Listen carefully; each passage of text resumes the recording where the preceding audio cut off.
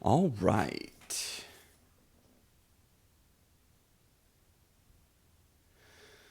Okay. I think we are in business. All right. Looks like we're live. Just started a little early, see if we can wait a few, let some people roll in, that sort of thing. Oh, man. Goodness gracious.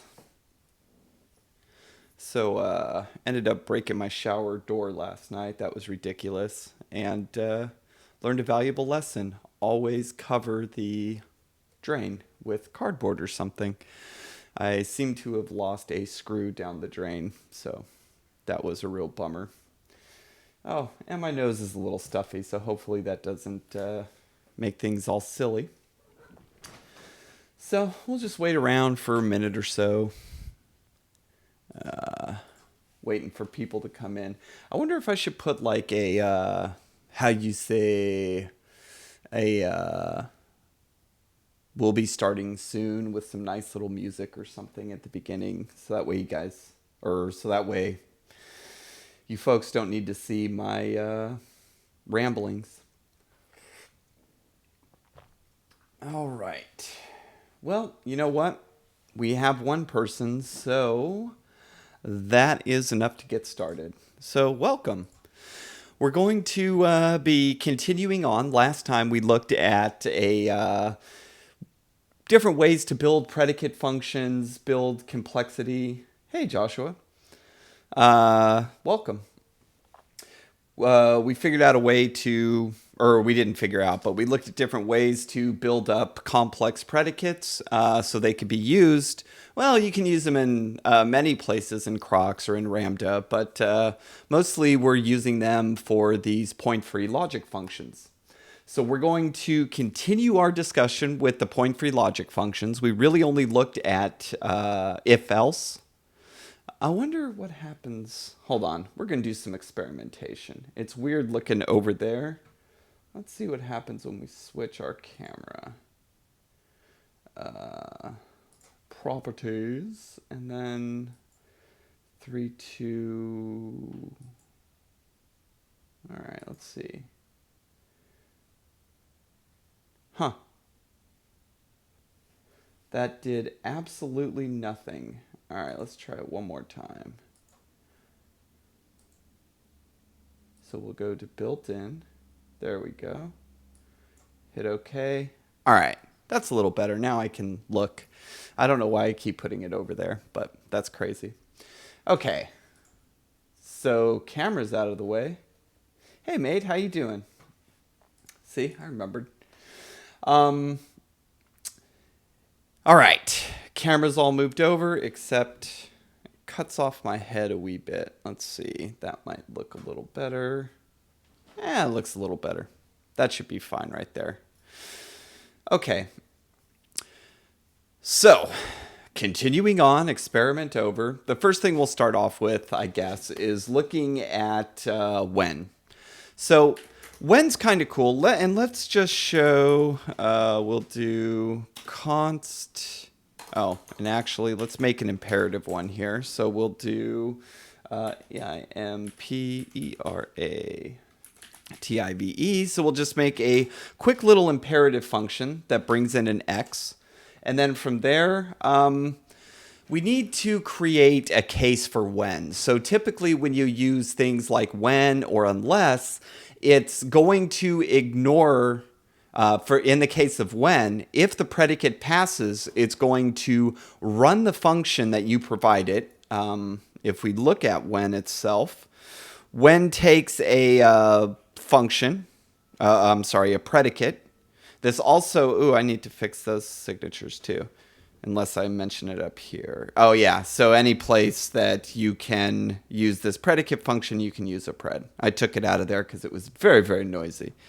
All right, so this will basically, you give it a predicate and then a function, and then give it a value. It's going to test that value against the predicate, and if it passes, it's going to run it through this function and return a new value. It'll return the result of this. If it doesn't pass, however, it's basically going to provide identity on that. So if we were to look at it, we'll say an if-else way of looking at it. We could create something like this where we do pred, and from here we'll use if-else. And if the pred passes, go ahead and run the function. Right? So we would have something like this, and it would run the function if it passes. Otherwise, we do identity. And identity is just this, right? And we're just going to replace it. Or not replace it, but move it right on over and move it along without transforming it in any way, shape, or form. So this is what we're looking for. Now, when we are in imperative land, a lot of times this is going to be like for your early exits, or should I throw an error, or maybe do something to the data before I continue on to my normal application, like provide in JavaScript. We're not really typed, we're very ad hoc-y. So a lot of the patterns we follow are providing reasonable defaults, right? So you would use things like this to check your incoming type or some property about it. And then if it passes your test, then you do something with it. So we'll come up with another contrived situation. That's one of my favorite things is contrived bits. So we'll pop over here and let's create something called result. And what result's going to do is check X and see if there's something called private, which is a Boolean that exists on an object. Private. And is public. So this might be a request. It might be something coming in that we're processing like at a route. I don't know. Use your imagination. It could be fun. And then what we want to do is, if this is public, we want to strip off any private information. So we can do that. I could write it out, but doing an omit in an imperative fashion means I got to for each key in here, go ahead, and if the key is the other one, don't include it, and build out a new object in some sort of loop. I don't really feel like doing that, so we're going to cheat just a little bit. It'll be fun. So if we jump down here to helpers, we have this function here that'll let us do that. I mean, we have omit and things like that, but really we just want to take one property off of it. So we'll just use this disassociation. And basically this will take a string or number, takes a string, takes an object and another object, and then we'll return you another object that is sans whatever this key is. So it's basically the key, your target object, and it'll give you back an object sans that key. If it's not there, it's not going to do anything to it. So we'll just use this disassociate, so D-I-S-S-O-C.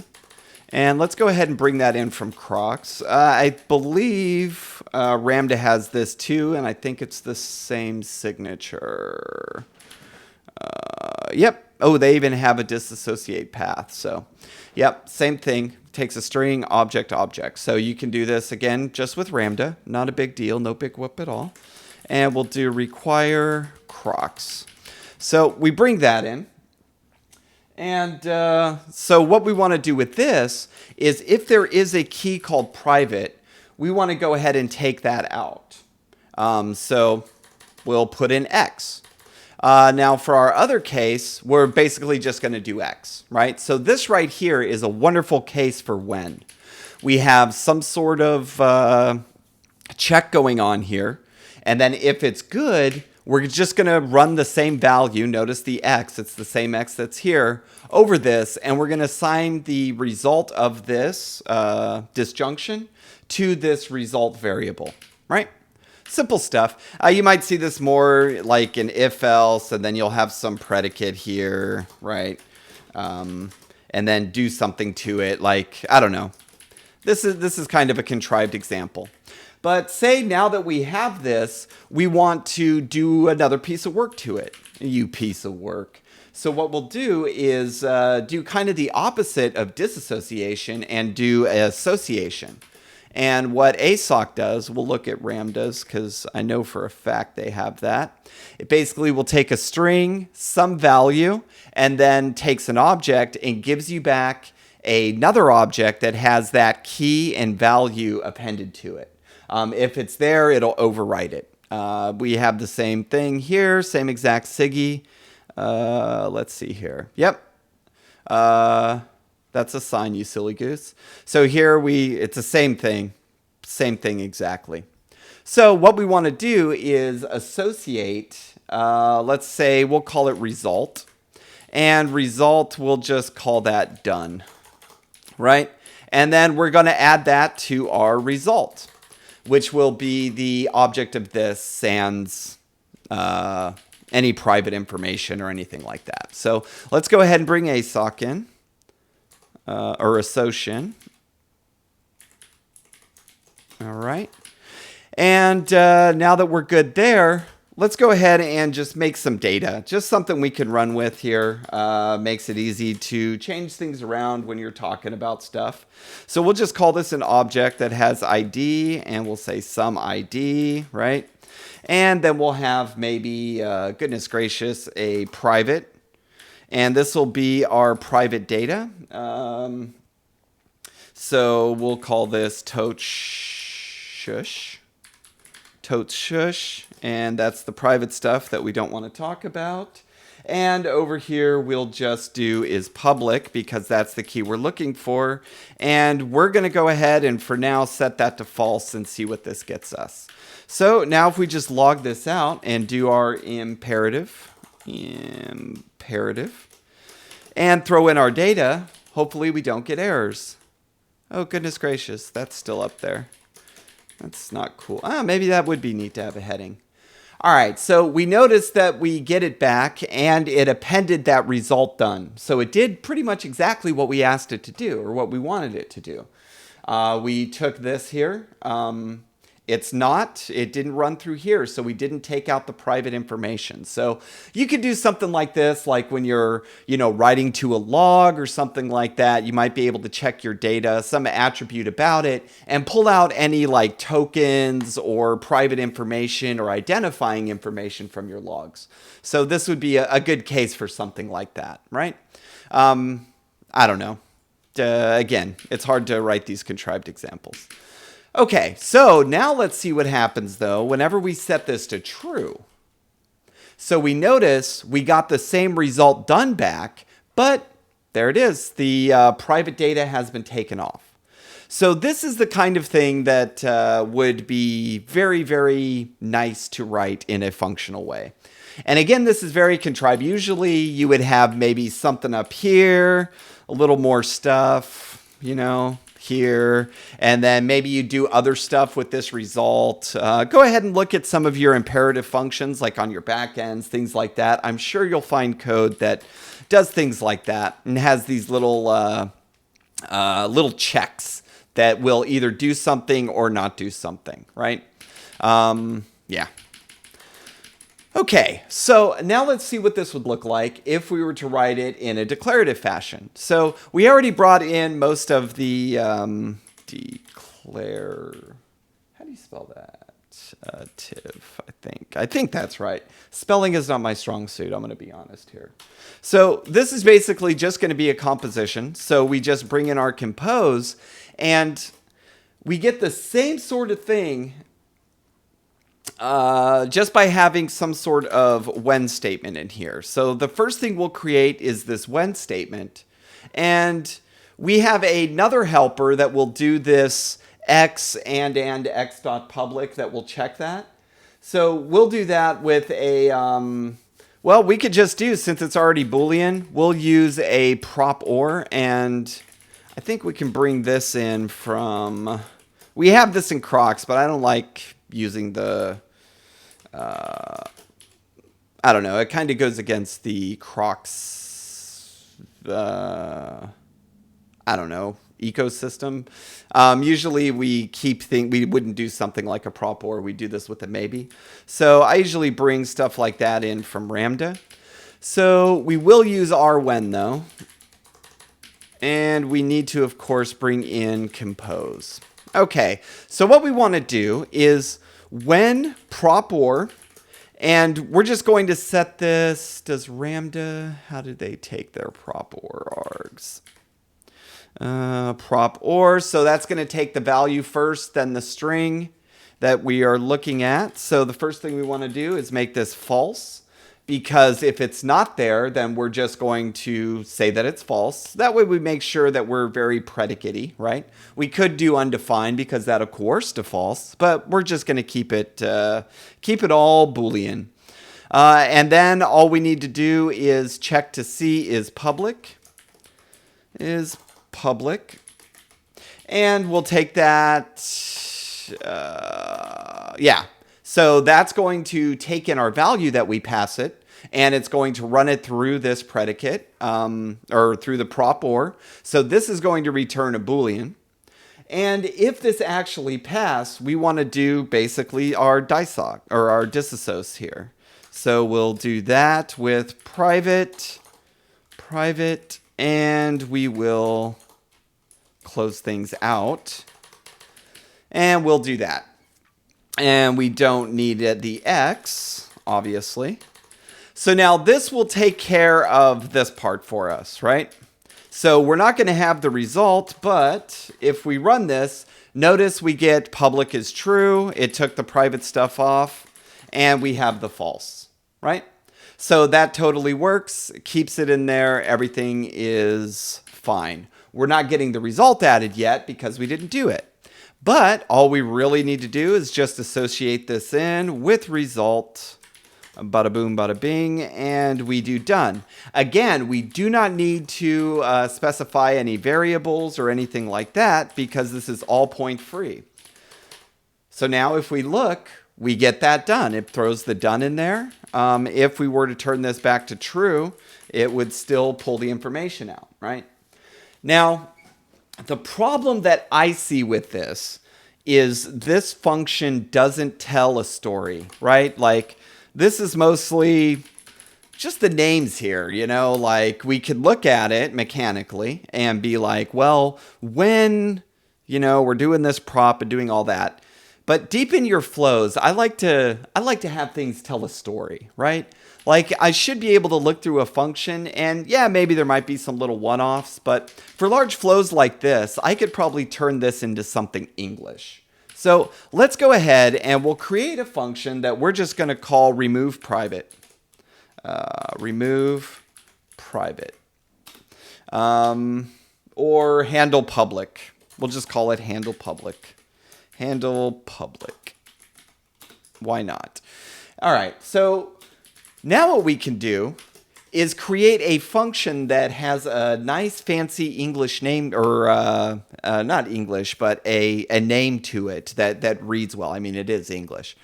But all we do is just transfer this stuff over. So we'll do our prop or, we'll do our false, and we'll do is public, right? And over here, we'll now do our disassociate with private. And we can then go over here and now say handle public. So this reads a little bit better. There is a cost here, of course, because we do the indirection. Like, all the work just isn't there. But I don't know. I find it a lot easier when it's 3 o'clock in the morning and your systems are down and the customers are still hammering your site and you got to get this fixed. I find functions like this, like real small chunks to digest, I don't really mind the indirection. And a lot of times that indirection forms a pattern that's easily recognizable. So I don't know. It's just something I like to do. If you like to have a nice big long flow, like, that's cool. But if you find while you're maintaining and working on things that it's kind of hard to like keep stuff in your head, you might want to switch to making smaller, discrete named functions. But that's just a little thing. Okay, a little something to talk about. Another thing to talk about is one of the things to notice about this flow, and you'll notice this between imperative and declarative all over the place, is this use of variables and the creating of variables and the creating a variable just to do a change on a variable. Again, when you have like a normal imperative function, where this would be like a normal flow, you might have a few variables in there, and it might be hard to keep track of them and what's going on with them. So with imperative, or one of the things I like to recommend for people that are learning how to do declarative programming, like with libraries like Ramda or Crocs, or any of the other ones out there, Load-FP I think is one people use. You can go through and try to rewrite your imperative flows without using variables. And as you refactor those, it lets you think in a way of data flowing instead of data transforming. With the declarative, you get the transformation as it flows instead of like stopping and working on each little bit at a time.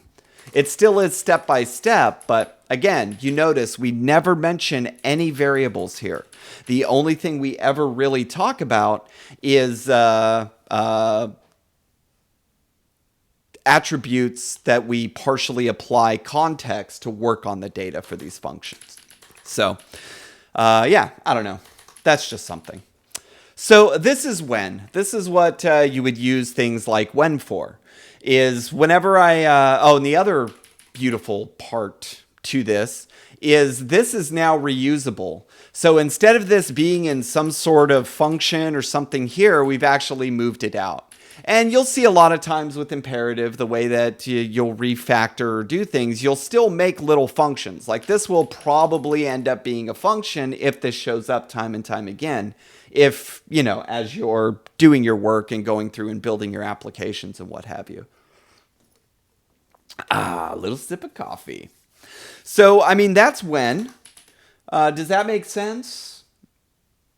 Anyone have any questions? Now's a good time to ask them. Because we're going to move on from when and then jump over to unless. Unless you have a question, of course. Wait just another moment. Take another sip of coffee. And feel free, again, if you have any questions or anything like that, just throw them in the chat. And usually when I finish the thought, I'll look over here to the chat. Oh, there we go. How would you handle negation with when? Mate, you are really, really, it's like we're partners or something here. We'll handle negation with when by using unless, which is the thing that we're going to talk about now. Okay. So hopefully this next part will answer your question. You'll run into other things. So some of the imperative stuff that you might run into, and let's get rid of some of this. We'll get rid of the imperative. We can always make more declarative. They're so easy to make. And I don't think we're going to need the same data. No. So we'll get rid of the data as well. All right. So it was asked that how would you handle negation with when? That was a question that was asked there using another example, or not when, basically. Just something to run. How would you handle the falsy case? So I'm going to set this up. What would be a good example? Oh, so a lot of times this comes up. Result is equal to, and let's bring in isArray. A lot of times this will come up for like doing, again, mostly error checking, things like that. IsArray. So we can check something to see if it's an array. And if it is an array, or not an array, sorry. So if it's not an array, go ahead and return another array. Or just return X, right? So what we really, this kind of looks the same as the other one that we did. Except you'll notice that the flow is a little different. So if we didn't have that negation there, if we wanted to follow the falsy path, with isArray, and basically this is saying when it's not an array on this falsy path, you would set something up kind of like this, right? So this is what we're looking at here. So what we want to do is say that, let's do a return, and we'll do result.map. And here we'll do, we'll do a wrap, and then what we're going to do, goodness gracious, golly gee, it's my first day typing apparently, is we're going to wrap whatever the value is inside of a new object with the word wrap. Basically all we're going to do. So let's do const data, and we'll make this an array of 11, 12, 13, 13, and 14. Okay, so now if we come in here and run the imperative with the data, we see that it goes through each one of those, and if it is an array, it's going to give us back a, it's basically going to map over each one of those, and it's going to lift them into a new object with a key of wrap. I don't know. Again, these are kind of contrived, but it gives you a little bit of an idea of, you know, what we're doing here. So basically, say we were to pass in a false, just so we can see what exactly, it's called typing. So notice here we get back an empty array. And we're doing this little check here just to make sure that we are in fact getting back an array, or at least something that's a functor, or something that has a map function to it, so we can actually map over the values there with the function. But if this is something that's not an array, maybe it's even an object, right, of A that has an array of 1, 2, 3. We're still just going to get back an array because it doesn't meet the criteria, right? Because here we need something that has map to it, and we've decided that array is the thing that we care about, right? That's going to be the thing with map that we want. Okay. I mean, that could work for anything that has a map function, but we're going to use it just on an array. So with this falsy case, and actually just to show, let's go ahead and get rid of that. Put this here, replace that, and replace that. So we see we still get back the same thing. And if we were to df this with data, we see we still get it back with an array. And we could do it with any array. So maybe we have hello, right? And it wraps hello because that's the thing in the array. We could do hello, goodbye, something along those lines. See? It works for either case. If we pass in undefined or nothing, basically, it's going to just give us that nothing back. So, cool. Now, the thing you'll notice, though, is we're following the falsy path here. So it's basically just when it's not an array, we're just going to return an array. So this is where unless comes into play.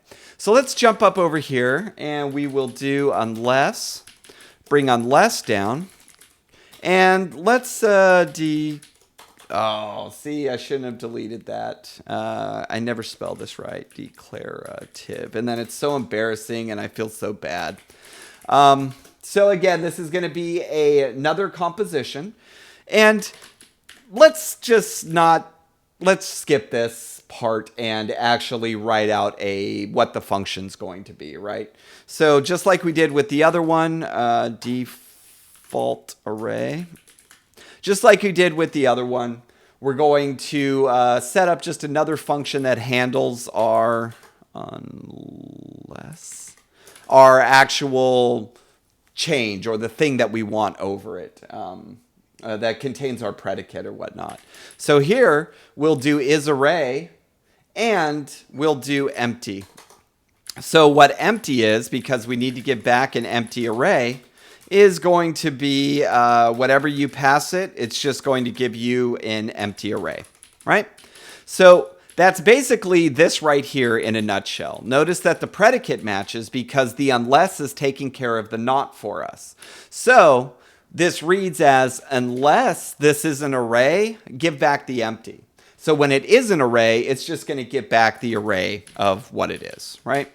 So we jump into here, and the thing we want to do is check default array.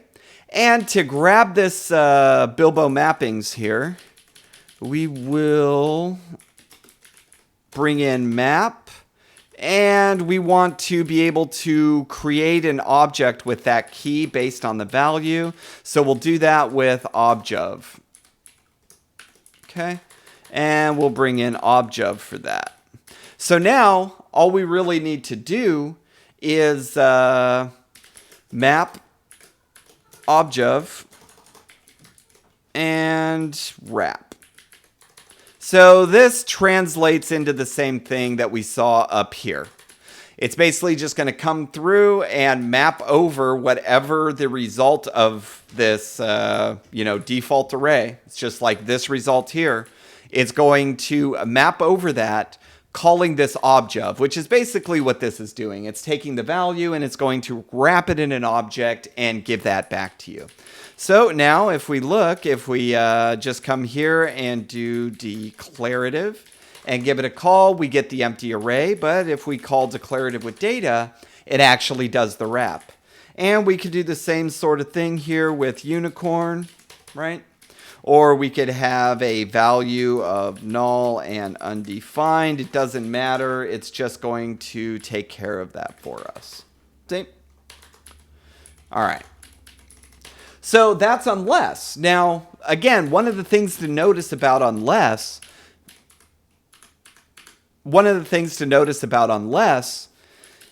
is we don't specify the negation here, right? And negation's actually pretty special. There's a lot of special things with negation. But one of the things you'll notice is if we were to do this as a when, just like was said in the chat, we would have to do, not is array like that. But anytime that we have a not touching this little parenthesis here, right, when this is a when, we can just get rid of this not and trade it in for an unless. So if there were little things that we could do to move our negation to the outside and closer to like where the predicate's being run, we can actually swap out a true path for a false path by swapping unless or when with unless. So to kind of give an example, and did that answer your question? This is what you were asking, right? Just to clarify. I'm going to take another sip of coffee here, because hopefully if that did, sounds more explicit. What sounds more explicit?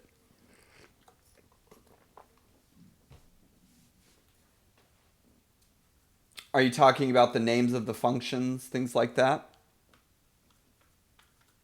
Okay, perfect. Perfect.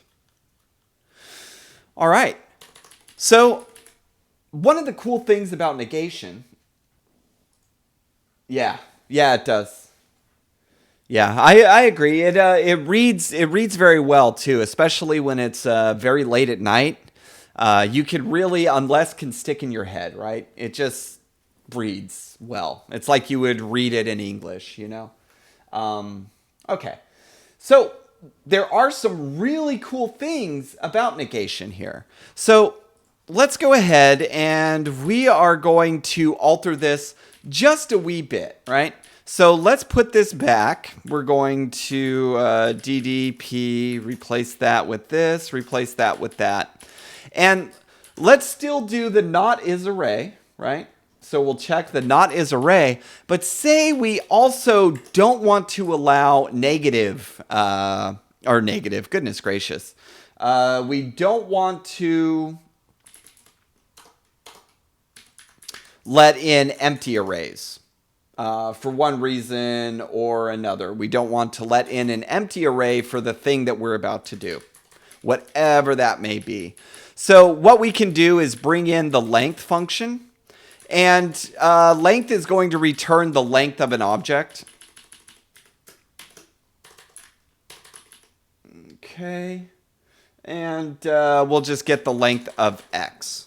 So if this passes, we want to go ahead and actually wrap this. So if this is not an array or it doesn't have a length, then we want to wrap the value that was given to us in the head. We want to give the value that's given to us and lift it into this array. Otherwise, we know that x is an array at this point, so we just give the x, right? So now that we have that, we can still do the same thing. We'll still map over this, do all that. And let's just jump down to imperative here. All right. And we notice we still get back our unicorn. But check this out. Now when we do it, it'll actually take whatever the value that came in and it'll wrap that itself. So now we can make sure that we always have at least one or many values, right? So it's either going to, at the end of this, it'll still be an array, but it will be a one-to-many relationship, or not one-to-many relationship. You could have one argument, or you could have many, depending. So this is actually kind of a fun little helper, right? Lets you do some really fun stuff, right? So the difference here, though, is you'll notice that we've changed. Like what we're going to have to change down here is array of. Number one, we're not going to provide an empty anymore. We need to change this to use array of, because we're going to need to lift a given x into an actual array. So all we do is swap that out. But one of the things you'll notice here, and let's do a little bit of sanity here. Oops, GG, and then we'll come here, replace that. Seems like a good breaking point. So we'll break there and we will break there. Okay. So, I mean, we could get rid of ASOC and disassociate. Yeah, all right, I'm going to get rid of these two. I just like cleaning up a bit, you know? Okay, so earlier we flipped this, right? Before the false case was down here. But when we had it this way, because we're comparing two things like this, we need to flip it back because this is going to be the when case. So let's swap this out for when. And instead of doing this default array, we need to kind of change this up just a little bit. We need to change up default array just a little bit here. So we need to bring in, what are we doing here? We're doing some negation with some ors. So here we'll bring in or, and we need a not. Okay. So we're just going to update this and we'll do or is array, and this will actually be not is array. And then we'll do a not length. Okay, so this should, just with those changes, notice we just changed the predicate in there, swap that to when, things like that. Basically the same changes we made above. Declarative. We should get back the same value. There, it's true. This should get us the undefined. If we put in null, we get null. If we put in 45, we get 45, right? But if we pass in our data with an array, we get that, and we get our unicorn. So everything still works the same way. But this has gotten a little nasty, if you ask me. Like, this is kind of hard to read. It makes sense, and you'll find this a lot, especially around the error detection, like when you're checking before to throw an error or, setting up defaults, things like that. What was my point there? Let me take a sip of coffee. When you're running through and doing, that sort of stuff, these eventually just grow. Like as your business logic grow and your conditions change, you don't really start with a mess kind of like this. But as time progresses, it still gets to be a little, how would you say, it can morph into this really quick, where you have a bunch of negations followed by some sort of or statement, and it's following a truthy path. If you don't believe me, look in some of your more, projects you've been working on for a while. I bet you may find some of these in there if it's been going on for a while and you've been moving quick on it, like that sort of stuff. But there's a really interesting thing about this, and let's go ahead. I want to copy this over because I don't want to rewrite it.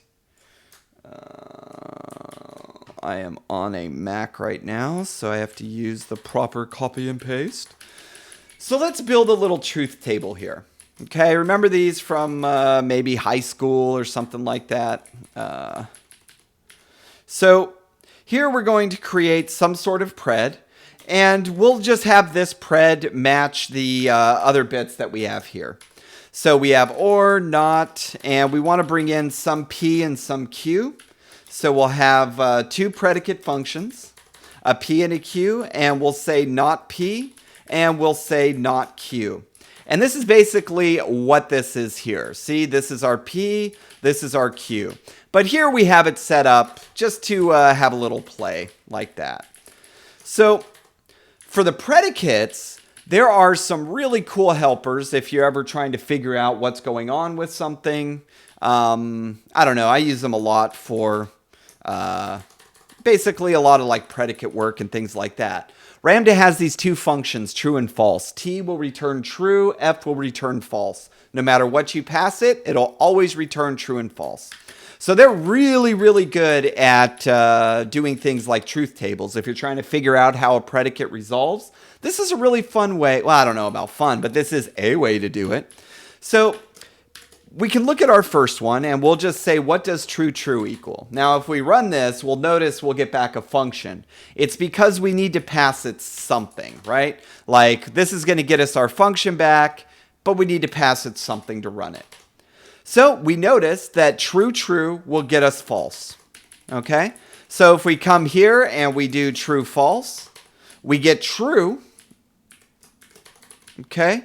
And if we do false true, which I think is the next one, we get true. And if we do false false, we get true. So this is very lax. Like it's not a lot to make this actually fail. But one of the things you may notice is this looks kind of familiar, but it seems kind of inverted. And what this looks like would be, in my opinion, well, not in my opinion, because I know the answer, it really looks like a knotted and. So if I were to take this and actually say not that, and we'll just plug in the same values that we had here, right? So we do true to true. Notice that gets us false. And if we do true false, that gets us true. If we do that, that gets us true. And of course, false false gets us true. So really, this little thing right here, we'll just write it out, I guess, up. Oops. Why do you keep hitting P, you silly goose? We'll write it out up here.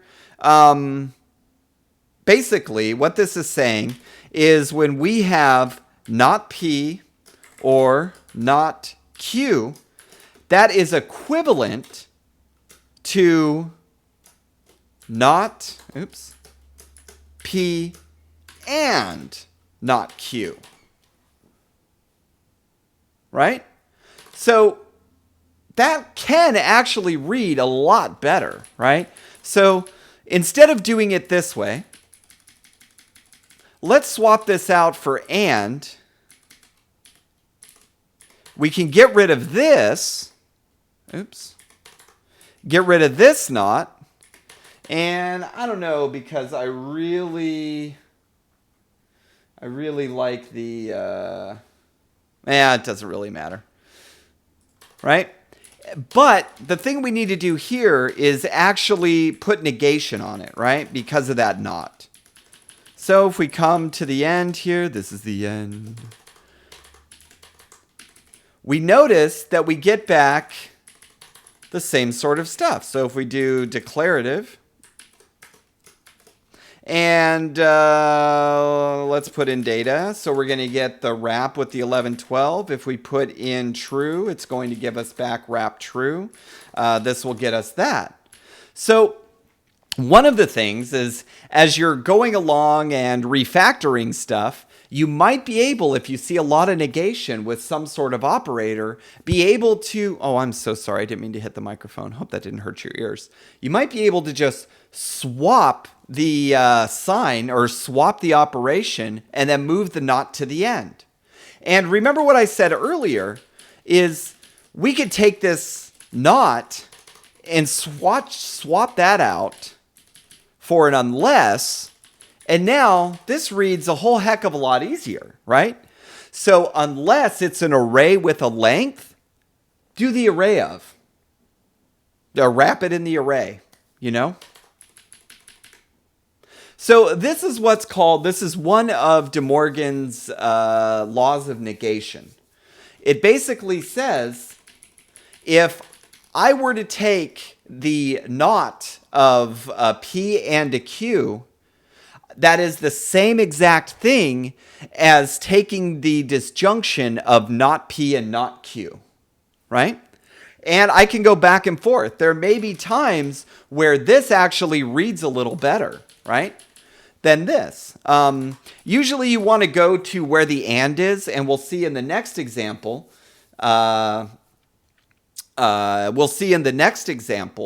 That this way may actually be more efficient because it's less operations, like the kind of the nasty, the negating both things. But that's when we look at the other law, because the true or the reverse is true for this.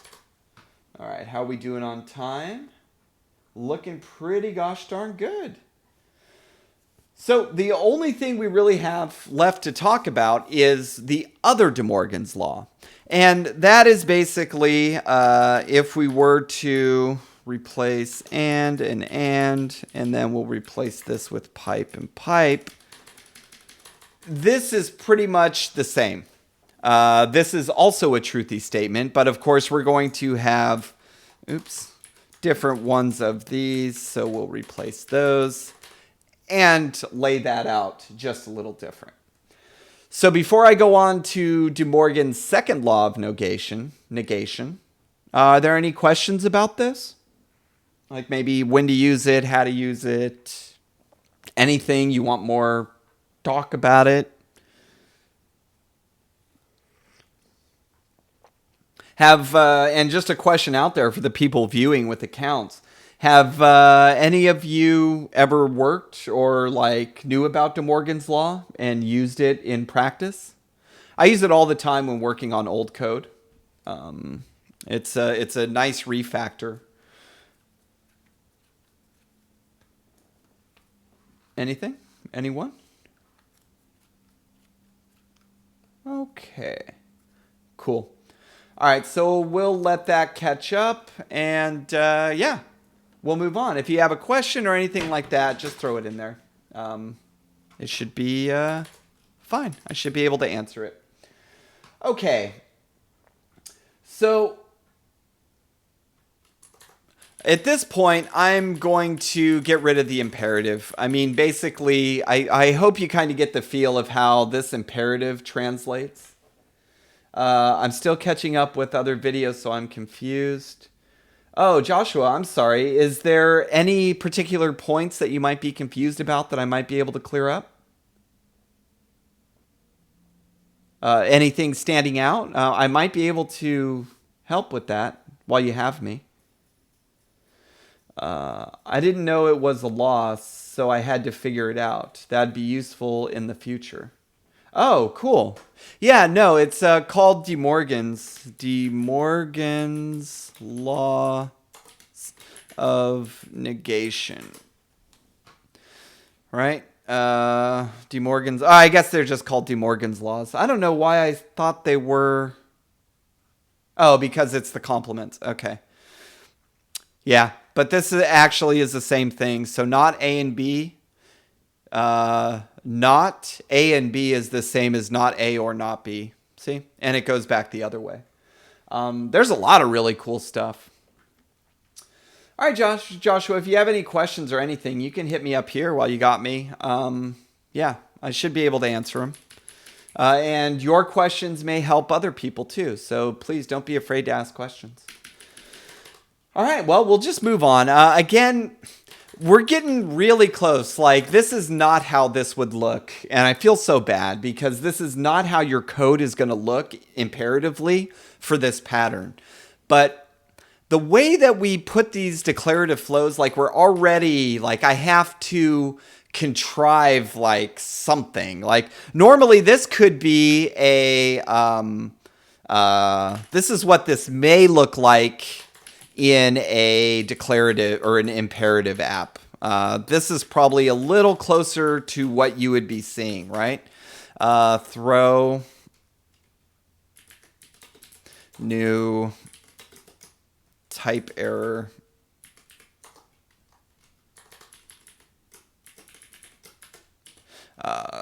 expected a non-empty array, right? So you wouldn't be doing this defaulting or things like that. There's other ways how you would do this imperatively, but this is something that, this is more the code that you may see imperatively. So this is when you would be using like whens and unlesses and stuff like that is for your early exit or conditional statements, right? Okay.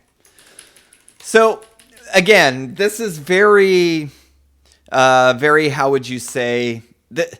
We're starting to get to the point where imperative code is not going to directly translate into declarative code because there are two different ways of thinking of the problem.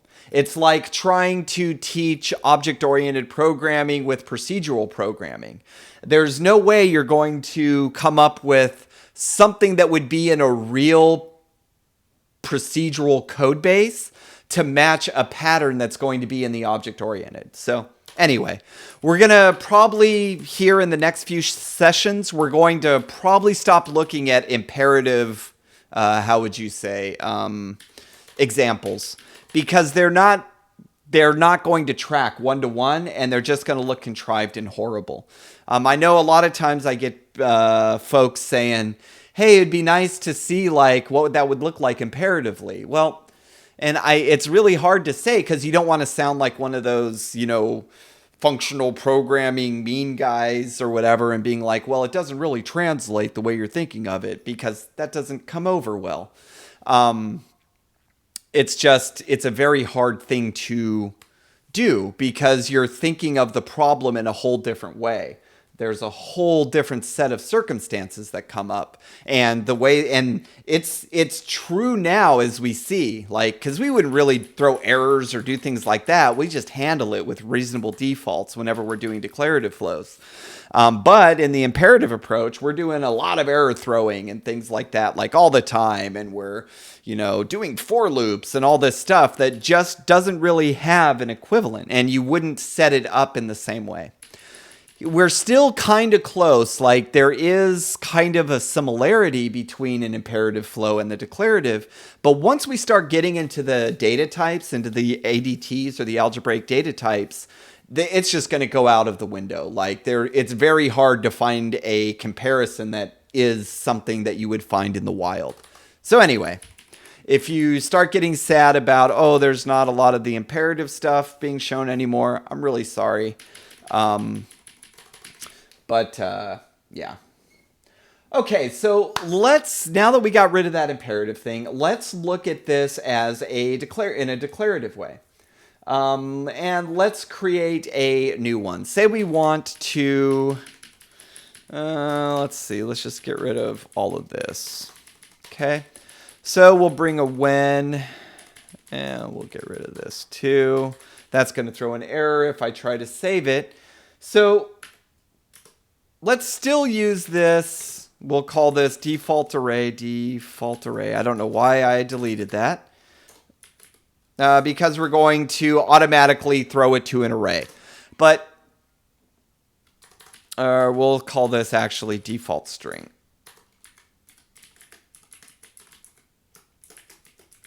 Default to string. All right, so To do this default to string, let's go ahead and create empty string, and this will provide us an empty for the actual string. So we need a function that does this. And again, you could use always from Ramda, or you could use constant from Crocs. I don't like to do it with objects. I will do something like this with objects and arrays because of the way that references work in JavaScript. Oh, well, hey, have a good one. Thanks for coming. It was really nice having you. I only have just one more segment. We got about another 7 minutes, so you didn't miss too much. But thanks so much for stopping by. I appreciate it. So constant, and we'll do constant with the empty there. So the reason why I like to do it for objects and the other way, not using constant, is it's going to be the same object every time because of the way that this constant function works. So you could run into problems with immutability or mutability in that case, but yeah.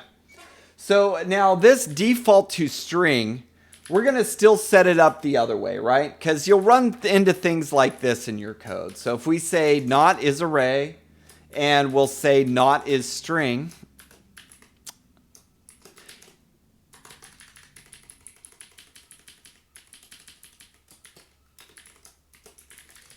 okay, and where did that put us?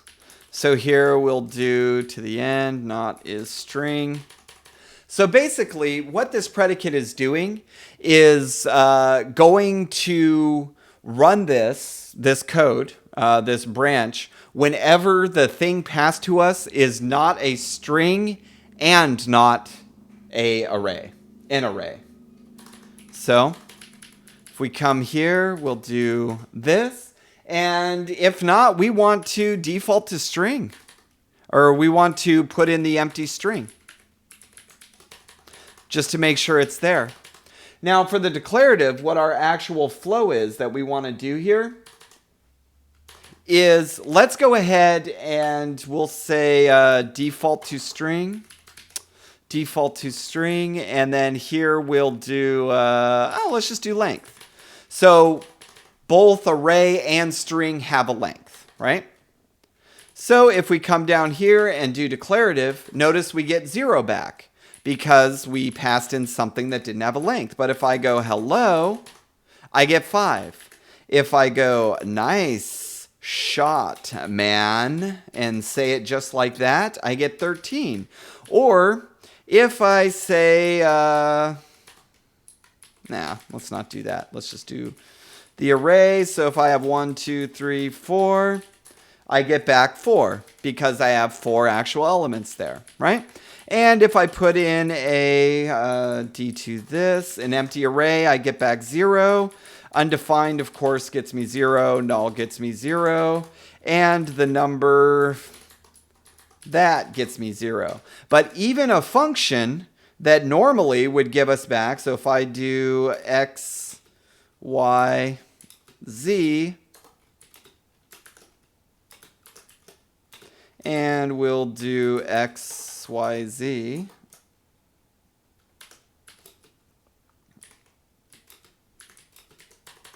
right? This should give me back 3 because functions have a length.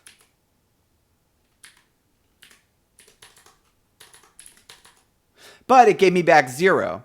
And just to show, right, if I were to send this with length, this should give me back 3 because functions do have a length.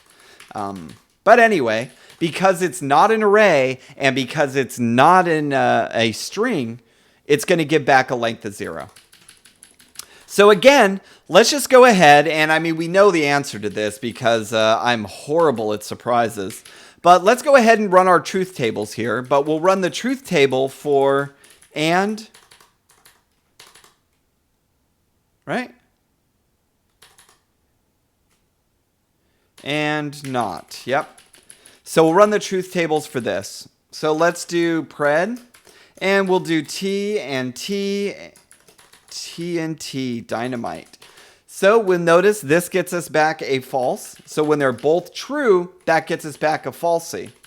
And if we do true false, that gets us back a falsy. And if we do false true, that gets us back a falsy as well. But guess what? If we do false false, that gets us back a true. And just like we know from up here, this right here is a negated OR. So if we can test that just by doing OR, and we'll do not, and come to here. See, that gets us true. And if we do this, that gets us false. And this gets us true. And this gets us, false. Goodness gracious. And that gets us false. So again, it's the same thing as a knotted bit, as a knotted OR. So let's move this out. We'll do not OR. And we can take is array, throw is array here, get rid of this. And we'll do some of that, get rid of that. And throw this here and get rid of that. So now when we run our declarative, and let's run it with empty string, hello, that gets us back 5. We can do this, df that, throw this here, and put 42, and this will, or 43, and that of course will get us 2. And if we put in anything else like a false, or if we put in a function or anything like that, it's going to give back 0. True gives back 0. Anything with a length. So again, this is looking a little bit better, but because we were able to move our negation out to the edges like this, we can now just jump in here, do an unless, and get rid of this not. And again, this reads just a little bit better, right? So unless it's an array or a string, give us back the empty string. So yeah. Those are DeMorgan's laws of negation. Cool. So that's pretty much all I have time for now. We will be back next week. And does anyone have any questions before I give a wrap up and things like that? Yep. So Joshua, next week we're going to be looking at implication, logical implication, and we're going to be,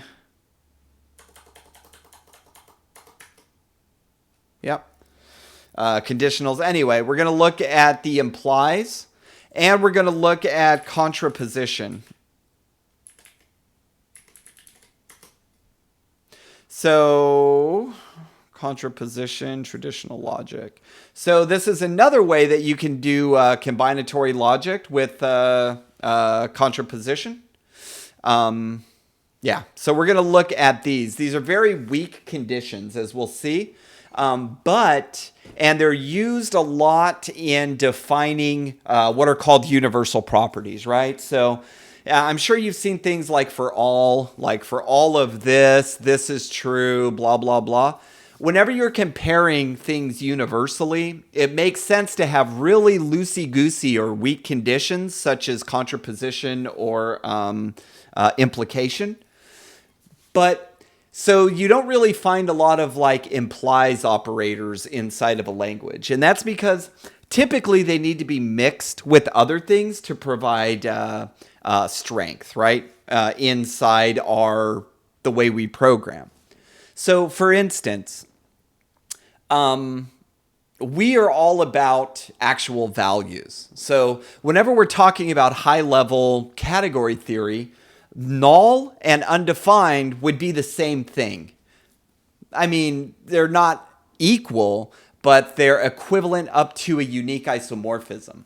So because they're both singleton sets, a null and an undefined, they can mean the same thing in category theory, right? It's very weak. But when we program really strong. Whenever I go to use undefined or null, they are not the same. In no way, shape, or form are they the same gosh darn thing. But in category theory, they are. So a lot of times you'll use these weaker comparisons, I don't know the word I'm looking for, but you would use these weaker operations. No, that's not right. Propositions. I don't know the word. See, that's the problem not being a mathematician. So anyway, there is value with them when you couple them with stronger conditions. And we'll look next week at a couple ways that we can use implication and contraposition with and or to do some really interesting things and figure out different ways to work on different flows like that. So that's what we're going to be looking at. And we'll, again, get to play with some more of the, how would you say, point-free, putting functions together, things like that. But yeah, so that's what's on. We're continuing up our talk of logic and predicates. And that's what we'll be doing next week. So are there any questions or anything before I sign off?